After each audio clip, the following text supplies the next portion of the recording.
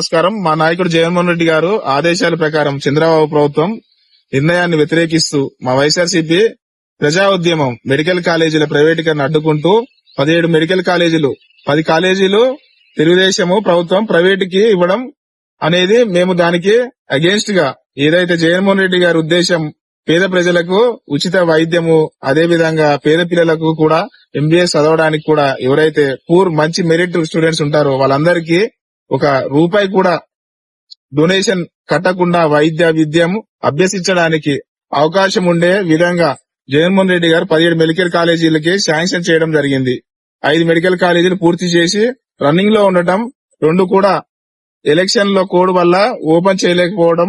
ఈ 10 మెడికల్ కాలేజీలు కేవలం 500 కోట్లు ఖర్చు పెడితే మొత్తం 10 మెడికల్ కాలేజీలు కూడా గవర్నమెంట్ మెడికల్ కాలేజీలు కింద రన్ అయ్యే కావచ్చు కాబట్టి, కానీ తెలుగుదేశం పార్టీ ఉద్దేశము పేద పిల్లలు పేద ప్రజలు వైద్యము జరగకూడదని చెప్పి, పేద పిల్లలు పేద వైద్య విద్య అభ్యసించకూడదని చెప్పి అనే ఉద్దేశంతోనే ఈ 10 మెడికల్ కాలేజీల్లో ప్రైవేట్ పరం చేయడము వాళ్ళు నిర్ణయించుకోవడం జరిగింది. కాబట్టి ఈ రోజు నిరసన దీక్షలు వాళ్ళు నిర్ణయించడం వల్ల నిరసన దీక్షలు చేసి ప్రజలు ఇప్పుడు వైఎస్ఆర్సీపీ కేడర్ మొత్తం విజయవంతం చేశారు ర్యాలీలతో.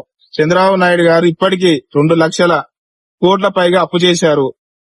అమరావతికి 1,00,000 కోట్లు ఖర్చు పెట్టి దాంట్లో ఒక 5% 5,000 కోట్లు ఇస్తే మాకు 10 మెడికల్ కాలేజీలు పూర్తి అయిపోతాయి.